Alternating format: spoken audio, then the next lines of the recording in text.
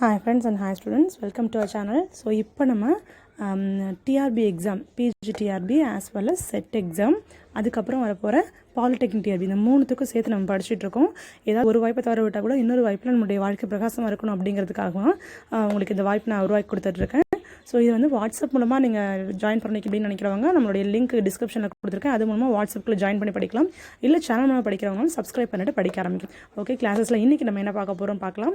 Complex integration ரொம்ப இன்ட்ரெஸ்டிங்கான topic என்ன, காம்ப்ளெக்ஸ் இன்டெகிரேஷன். ஸோ அதோட டாபிக்ஸ் தான் இன்றைக்கி பார்க்க போகிறோம். ஸோ இதில் first of all complex number அப்படின்னு நம்ம என்ன சொல்லுவோம், a + ib. ஆனால் complex function, complex valued function அப்படின்னா என்ன அர்த்தம் அப்படின்னா, ஒரு ஃபங்க்ஷனை காம்ப்ளெக்ஸ் வேல்யூடு ஃபங்க்ஷன் சொன்னாங்கன்னா அதோட real and imaginary parts are real numbers. a + ibன்னு சொல்கிறோம்னா அதே மாதிரி f of t ஃபார்மெட் எப்படி இருக்குன்னா u of t + i v of tங்கிற ஃபார்மெட்டில் இருக்கும்.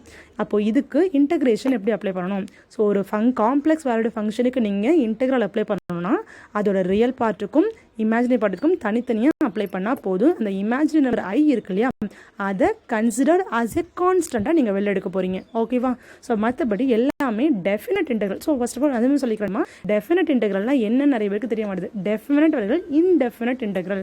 ஸோ டெஃபினட் இன்டெக்ரல்னால் லிமிட் இருக்குண்டாமா, இந்த லிமிட்குள்ளே தான் டிஃபைன்ட் ஆயிருக்கு இந்த ஃபங்க்ஷன்.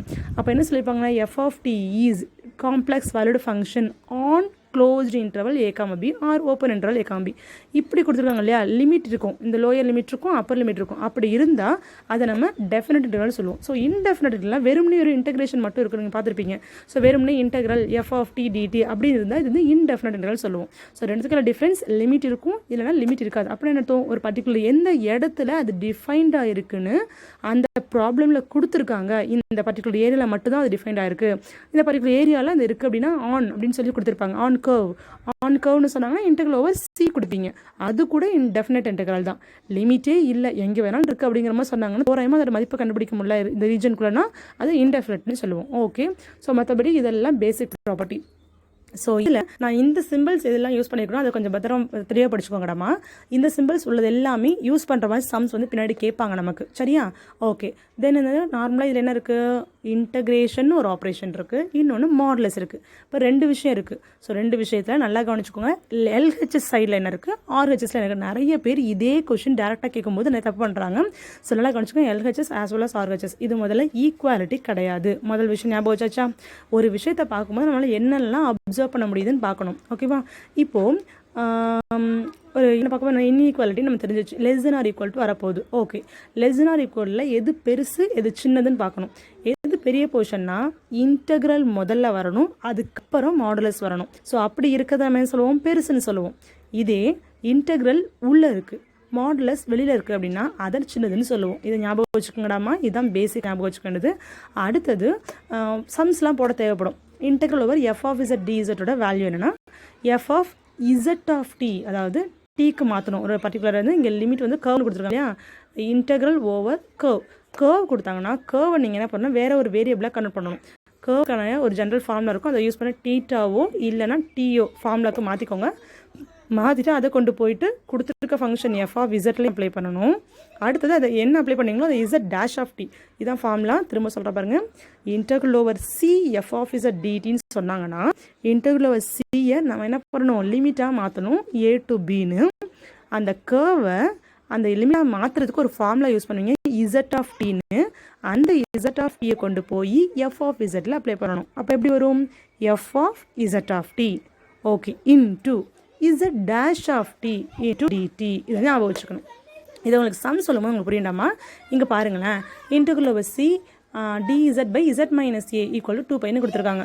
இப்போது இது ரெண்டுக்கு இன்டெக்ரல் ஓவர் cன்னு கொடுத்துருக்காங்க. இன்டெக்ரல் ஓவர் cன்னு கொடுத்தப்போ இது என்ன curve, circle with centre a and radius a. நார்மலாக சர்க்கிள்கான ஈக்குவேஷன் ஃபார்ம் என்னென்னா, எந்த சர்க்கிள் எடுத்துக்கிறீங்களோ அதனுடைய ஃபார் எக்ஸாம்பிள் எது சென்டரோ சென்டரை முதல்ல எழுதிக்கணும். சென்டர் ப்ளஸ் ரேடியஸ் என்ன இருக்கோ அதை எழுதிக்கணும். இ பவர் ஐ டீட்டானும் எழுதலாம், டீனும் எழுதலாம். ஓகேவா?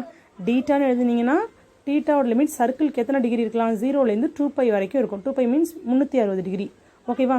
சப்போஸ் டீன்னு கொடுத்தீங்கன்னா உங்களுக்கு என்ன வந்திருக்கும், சப்போஸ் இங்கே நீங்கள் டீ யூஸ் பண்ணுறீங்க அப்படின்னா இங்கேயும் உங்களுக்கு என்ன பண்ணணும், டீ யூஸ் பண்ணணும். அவ்வளோதான் வித்தியாசம். ஓகேவா?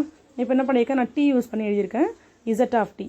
நம்ம ஃபார்முலா முதல்ல என்ன சொன்னேன், கொடுத்துருக்க ஃபங்க்ஷனில் கொண்டு போய் z of t அப்ளை பண்ணுங்கள். கொடுத்துருக்க ஃபங்க்ஷன் என்னது, இதுதான் கொடுத்துருக்க ஃபங்க்ஷன். ஏன்னா ஃபார்முலா என்ன, integral f of z d z. டிஇசட்டை விட்டுட்டு என்ன இருக்கோ அதான் எஃப் ஆஃப் இசட். அப்போ 1/z மைனஸ் ஏ தான் f of z. Okay, so இப்போ அடுத்து என்ன பண்ண போகிறேன், அதில் கொண்டு போய் இசட் ஆஃப் டீயை அப்ளை பண்ண போகிறேன். இசட் ஆஃப் டி என்ன கொடுத்துருக்கு, அதாவது இந்த ஃபார்முலாவை கொண்டு போய் இதில் அப்ளை பண்ணணும். இசட்டுக்கு பதிலாக அப்ளை பண்ணி எழுதியாச்சு. ஃபஸ்ட்டு ஸ்டெப் முடிஞ்சிட்டு. அடுத்து என்ன பண்ணணும், இசட் டேஷ் ஆஃப் டி கண்டுபிடிக்கணும். Z dash of t differentiation பண்ணி எழுதியிருக்கணும், இதை எழுதிக்கணும். ஸோ ரெண்டையும் கொண்டு போய் அப்ளை பண்ணுறேன். ஃபார்முலா படி அப்ளை பண்ணும்போது கேன்சல் ஆகிடுச்சு. பேலன்ஸ் டிடி மட்டும் இருந்துச்சு. ஐங்கிறத கான்ஸ்டன்ட் மாதிரி நீங்கள் வெளியில் எடுத்துக்கணும்னு சொன்னால் அப்போ இங்கே உள்ள ஐ வெளில வந்துடும். அடுத்து டிடியை பண்ணும்போது டி கிடைக்கும். Upper limit minus lower limit போடும்போது 2πi. ஸோ இந்த மாதிரி கிடைக்கும். ஸோ இதில் என்ன சொல்லியிருக்காங்க, சென்டர் ஏ ரேடியஸ் 0ன்னு கொடுத்துருக்காங்க.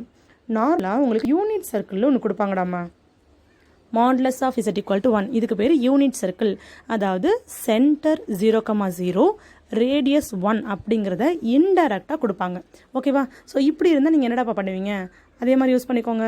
இதுக்கு என்ன ஃபார்முலா, இசட் ஈக்குவல் டு ஏ அப்படிங்கிறது நான் என்ன சொன்னேன், சென்டர்னா 0,0. 0,0 எப்படி எழுதுவோம், 0 + I0ன்னு எழுதுவோம்.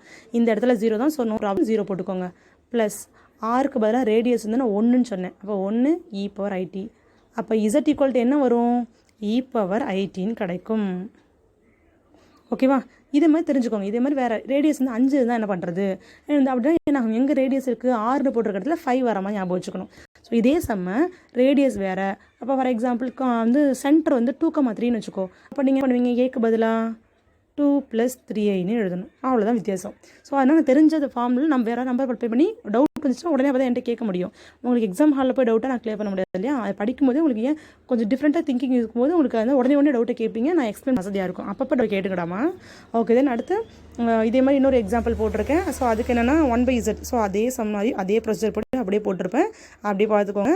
தென் அடுத்து என்ன அப்படின்னா இதில் முக்கியமான ப்ராப்பர்ட்டிஸ். ஸோ என்ன ஆகுனா இன்டெக்ரல் ஒரு -c. அது என்ன -c, -cனா கர்வ். சிங்கிறது கர்வ், -cனா எடுத்தால் இப்போ ஃபார் எக்ஸாம்பிள் உங்களுக்கு ஒரு கர்வ் மவுண்டைன் மாதிரி இருக்குது. இந்த கர்வில் நீங்கள் கண்டுபிடிக்கணும்னா சி அப்படிங்கிறது பாசிட்டிவ் டைரக்ஷன், இங்கே ஆரம்பித்து இங்கே முடிக்கணும்.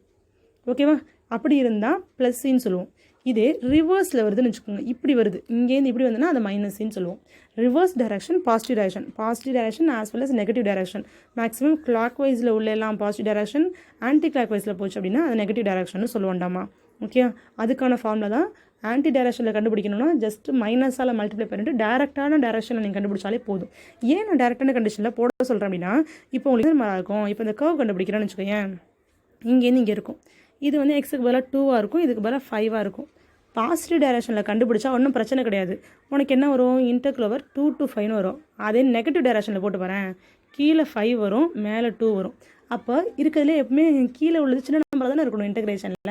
அப்போ upper limit minus lower limit போடும்போது ஏதாவது லிமிட் வந்துடுது, 2 வந்துடும், அப்புறம் 5 வரும். இந்த குழப்பம் வரக்கூடாது. மேலே எப்போவுமே கீழே உள்ள நம்பர் சின்ன நம்பராக இருக்கணும். சப்போஸ் இந்த இடம் மாற்றிக்கணும் அப்படின்னு சொன்னால் உங்களுக்கு ஒரு மைனஸ் சிம்பிள் எக்ஸ்ட்ரா வரப்போகுதுன்னு அர்த்தம். அது ஆல்ரெடி நார்மலாக நம்ம தேசியில் நீங்கள் படிச்சிருப்பீங்க. இன்டெக்ரல் A to Bன்னு உள்ளதை இன்டெக்ரல் B to Aன்னு நீங்கள் மாற்றணும்னா ஒரு மைனஸ் சிம்பிள் எக்ஸ்ட்ரா தேவைப்படும். அதே தான் இங்கேயும் யூஸ் பண்ணியிருக்காங்க. மற்றபடி எல்லாமே சின்ன சின்ன நம்பர்ஸ் தான், சின்ன சின்ன தியரம்ஸ் தான். அடுத்தது மூணாவது தியரம் என்ன, பீஸ் டிஃப்ரென்ஷியபிள். பீஸ் வைஸ்னால் பெரிய பீஸ் சி இருக்கும், அதை குட்டி குட்டி பீஸாக கட் பண்ணிட்டு கூட நம்ம பண்ண முடியும். அப்போ C1க்கு தனியாக கண்டுபிடிக்கலாம், C2 C3 அப்படி எக்ஸட்ரா கண்டுபிடிக்க முடியும். அப்படிங்கிறது தான் தியரம் நம்பர் 3ஆக இருக்கும். ஓகேவா? ஸோ நான் அடுத்தது என்னாகும், இது லென்த்டா. இந்த வந்து லென்த் கண்டுபிடிக்கிறது. லென்த் கண்டுபிடிக்கணும் அப்படின்னா ஒரு இப்போ ஃபார் ஒரு சர்க்கிள் இருக்குன்னு வச்சுக்கோங்க. சர்க்கிளோட சுற்றளவுன்னு சொல்கிறோம் இல்லையா, பெரிமீட்டர்னு சொல்லுவோம் இல்லையா, அந்த சுற்றளவை கண்டுபிடிக்கிறதுக்கான ஃபார்முலா தான் லென்த். அது ஒரு லென்த் அப்படின்னா இப்போ ஃபார் எக்ஸாம்பிள் சர்க்கிள் நான் வரைஞ்சி காட்டுறேன். இந்த சர்க்கிளோட லென்த் வேணும்னா ஒரு பர்டிகுலர் பாயிண்ட் ஆரம்பிச்சுக்கோங்க, அதில் ஆரம்பித்து மேலே வழியாக போயிட்டு திரும்பி அதிலே முடிகிறது தான் லென்த்துன்னு சொல்லுவோம். இதை நம்ம என்ன சொல்லுவோம், பெரிமீட்டர்னு சொல்லுவோம். அதை கண்டுபிடிக்கிற ஃபார்முலா தான் லென்த் யூஸ் பண்ணி போடுறது. அதுக்கும் அதே மாதிரி ஃபார்முலா. லென்த்துக்கு என்ன formula, integral A to B modulus Z dash of t dt. இப்போ நான் சர்க்கிளோட பெரிமீட்டர் நம்ம எல்லாருக்குமே தெரியும், 2πrன்னு தெரியும். ஓகேவா? அந்த 2πr இப்போ நான் கண்டுபிடிக்க போகிறேன். இப்போ பாருங்க, ஒரு எக்ஸாம்பிள் நான் எடுத்துக்கிறேன். சர்க்கிள் எடுத்துக்கிட்டேன். வெறும் என்ன சொன்னாங்க, சர்க்கிள் வித் சென்டரியே ரேடியஸ் மட்டும் தான் கொடுத்துருப்பாங்க. Z of t நீங்கள் தான் ஃபிக்ஸ் பண்ணணும். Z of t நான் சொல்லி கொடுத்த மாதிரி போட்டுக்கோங்க. Z of t னா Z dash of t கண்டுபிடிக்கணும். அதுக்கு மாடுலஸ் அப்ளை பண்ணணும். மாடுலஸ் அப்ளை பண்ணும்போது modulus of Z1 into Z2 நேற்று டெஸ்ட்டில் நான் கேட்டிருந்தேன்ல, ஈக்குவல் டு என்ன ஃபார்முலா, மாடுலஸ் ஆஃப் Z1 தனியாக மாடுலஸ் ஆஃப் Z2 தனியாக, இங்கே எத்தனை இருக்குது, 3 இருக்குது, தனித்தனியாக மாடுலஸ் அப்ளை பண்ணுங்கள். Modulus I, modulus R, modulus e⁻IT. அப்போ எல்லாருக்கும் மாடுலஸ் ஆஃப் ஐயோட வேல்யூ 1 தான். சைடில் போட்டிருக்கேன், அப்போ எப்படி வச்சுன்றது 1 இப்படி வந்துங்கிறத போட்டிருக்கேன். அதே மாதிரி e⁻ITோட வேல்யூ 1 தான். ஸோ மற்றபடி டிஃப்ரென்சியேஷன் பண்ணி ஆன்சர் போட்டாச்சு. ஸோ அப்போ 2 பேர் ஃபார்மில் வந்துட்டு இல்லையா. ஓகே, இந்த ரிசல்ட் ரொம்ப ரொம்ப முக்கியண்டாமா. இது வந்து நாங்கள் பவர் என்னோட வேல்யூ இப்போ நான் சொல்லிக் கொடுத்த அதே ரூலை நீங்கள் இதுக்கு யூஸ் பண்ணி பாருங்கடாமா, கரெக்டாக உங்களுக்கு வரும். எண்ணுக்கு பதிலாக 1 இல்லை 1 விட அதிகமாக வந்துச்சு அப்படின்னா n இஸ் கிரேட்டர் தென் 1. இங்கே நான் ஈக்குவல் டு 1 போட்டிருக்கேன், மாற்றிக்கோங்க. n கிரேட்டர் தென் 1 இருந்துச்சுன்னா 2πi. n equal to not equal to 1 sorry n equal to 1 இருந்தால் 2πi, அதர்வைஸ் 0. ஸோ இந்த ரிசல்ட் கரெக்டாக தான் எழுதியிருக்கேன். ஸோ இந்த ரிசல்ட் ரொம்ப ரொம்ப முக்கியமாக அதை நோட் பண்ணி வச்சுக்கோங்க. இந்த இது டேரெக்டாகவே கேட்பாங்க. ஓகேவா. தென் அடுத்தது என்ன அப்படின்னா ஸ்டாண்டர்டான சில ரிசல்ட்ஸ்லாம் கொடுத்துருப்பேன். இதில் நீங்கள் என்ன பண்ணுறீங்கன்னா இந்த தியரத்தில் நீங்கள் every closed curve open curve கிடையாது, க்ளோஸ்டு கர்வ் ஞாபகம் வச்சுக்கோங்க. அடுத்தது காச்சிஸ் தியரத்தோட ஸ்டேட்மெண்ட் இன்ச் பை இன்ச் ஒரு லைன் விடாமல் படிச்சுக்கோங்க. Inside and on a simple கர்வ்னு வரும். இன்சைடு உள்ள பாயிண்ட்டுக்கும் மேலே உள்ள அந்த கர்வ் இருக்கு இல்லையா, சிங்கிற கர்வ் இதுதான் வச்சுக்கோங்க. சிக்கு மேலே உள்ள எல்லா பாயிண்ட்ஸுக்குமே உண்டு, அப்புறம் உள்ள பாயிண்ட்ஸுக்கும் உண்டு இந்த தியரம். அதுதான் சொல்லியிருப்பாங்க. ஒரு வேர்டு ரொம்ப முக்கியமான வேர்டு, என்ன word, inside and on a simple closed curve C. அந்த வார்த்தை ரொம்ப ரொம்ப ரொம்ப முக்கியம். ஓகேவா. அடுத்தது காச்சிஸ் தியரத்தை இதுக்கு முன்னாடி கிரீன்ஸ் தியரத்தை வச்சு சால்வ் பண்ணாங்க. அப்போ என்ன கண்டிஷன் எக்ஸ்ட்ரா சேர்த்துருந்தாங்கன்னா அந்த எஃப் டேஷ்னு இருக்கு இல்லையா, அது வந்து கண்டினியூஸ்னு எடுத்துக்கிட்டு பண்ணாங்க. பட் எஃப் டேஷ் கண்டினியூஸ் எடுத்துக்க வேண்டாம், இதே மாதிரியே சால்வ் பண்ணணும் அப்படின்னா கோசெட்னு ஒருத்தர் ப்ரூவ் பண்ணார். அப்போ என்ன ஆகுனா உங்களுக்கு f dash is continuous. So வந்து இதே தியரத்தை வந்து கோசெட்டும் அப்ளை பண்ணியிருந்தாங்க. ஸோ இந்த தியரத்துக்கு அதனால பேர் இருந்து க்ரோசெட் காச்சிஸ் தியரம்னு இன்னொரு பேர் உண்டுடாமா. ஓகே, இது ரொம்ப ரொம்ப முக்கியமான கான்செப்ட். ரீஜியன்னா என்ன, நான் எம்டி ஓப்பன் கனெக்டட் சப்செட். ஒவ்வொரு வார்த்தையும் தெளிவாக சொல்லி பாருங்க. நான் எம்டி அந்த இடத்துக்குள்ள ஒரு ரீஜன் நீங்கள் சொல்கிறீங்க.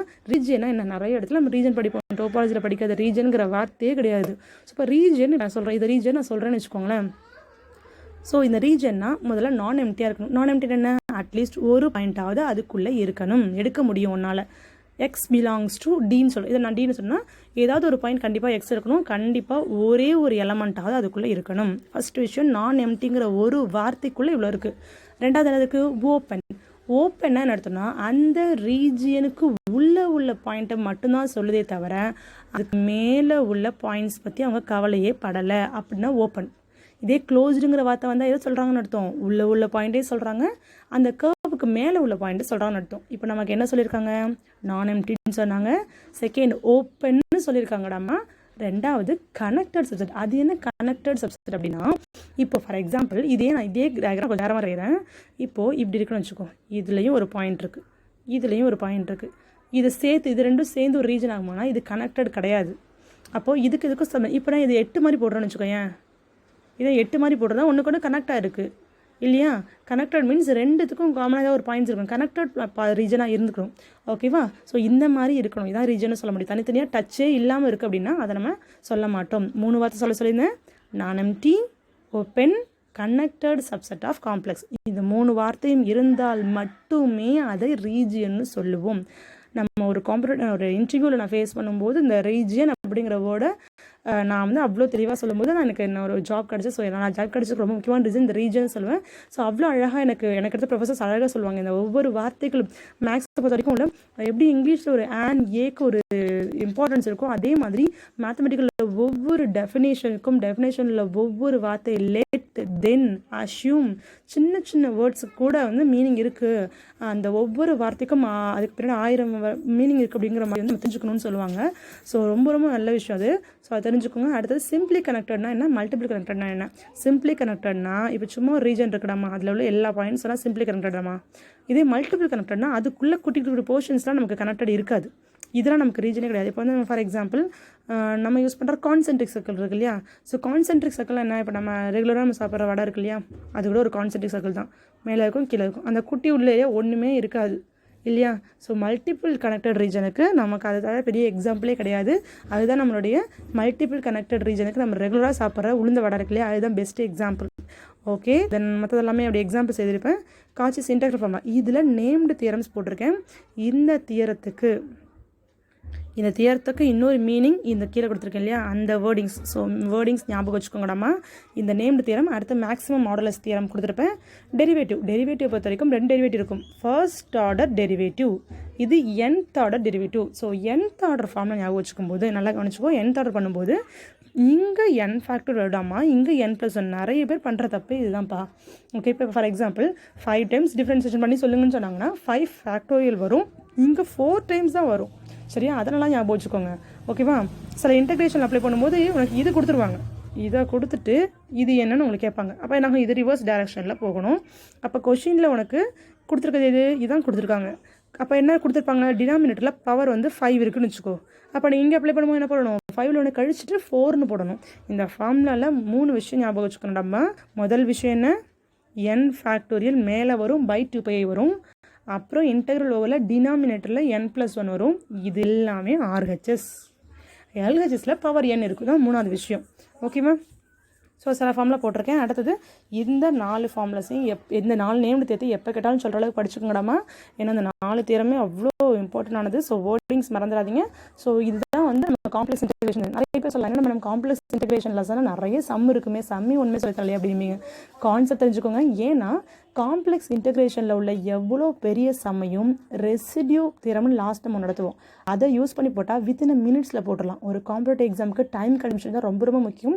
காம்ப்ளெக்ஸ் இன்டெகிரேஷன் மெத்தட் யூஸ் பண்ணும்போது ஒரு 3 நிமிஷம் ஆகுதுன்னு வச்சுக்கோங்களேன். ரெசிடியூ போட்டால் வித்தின் 2 நிமிஷத்தில் நம்ம ஆன்சராக போட முடியும். ஸோ நமக்கு 1 நிமிஷம் சேவ் ஆகும். அதை வேறு கொஷனுக்கு நம்ம யூஸ் பண்ணிக்கலாம். ஸோ அதனால் இதில் உள்ள ப்ராப்ளம்ஸ் நமக்கு கொஞ்சம் இப்போ வேண்டாம். நான் வந்து ரெசிடியூஸ் நடத்திட்டு ரிவிஷன் கொடுப்பேன். அப்போ வந்து சில சம்ஸ் நடு பண்ணாமல் அதை மட்டும் நீங்கள் ஃபோக்கஸ் பண்ணிக்கோங்க போதும். இப்போது தியரி ரொம்ப ரொம்ப முக்கியம். ஸோ தியரி பார்த்து தரவு பண்ணி முடிச்சுக்கோங்க. ஓகேவா, ஓகே, தேங்க்யூமா. ஸோ நெக்ஸ்ட் கிளாஸில் மீட் பண்ணலாம். தேங்க்யூ.